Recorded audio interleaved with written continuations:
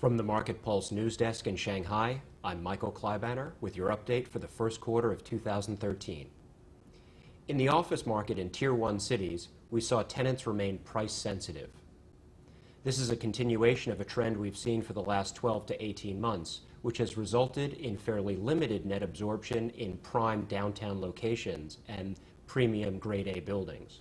However, in decentralized parts of Shanghai, Guangzhou, Beijing, and Shenzhen, and in less expensive grade A buildings, absorption has remained fairly strong.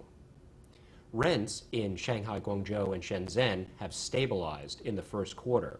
However, in Beijing, they have now begun to fall. In 2010, Beijing had record net absorption of office space. Now, 3 years on, many of those leases are beginning to expire. The challenge for tenants is that rents have gone up 110% since they signed those leases initially.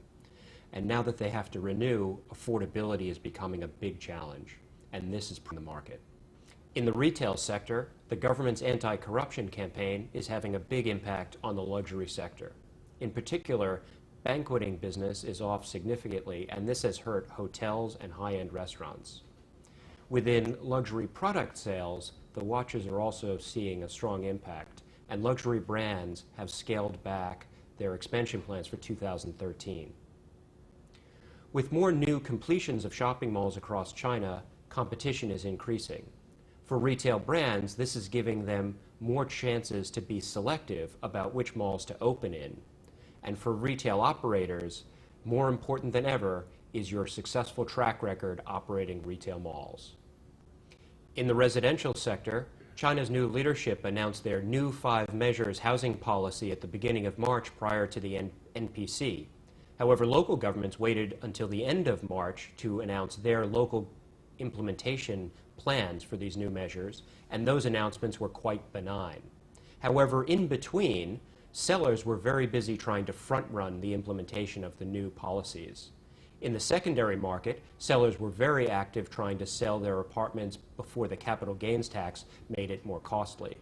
In the primary sales market, in particular, we saw luxury developers trying to unload inventory out of concern that price caps would make it more difficult to get pre-sale licenses in the future.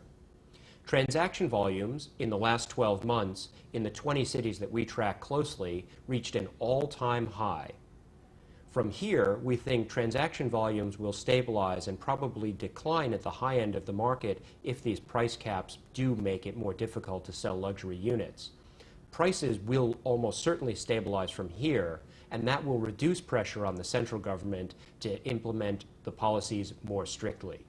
From the MarketPulse news desk in Shanghai, I'm Michael Klibaner. See you next quarter.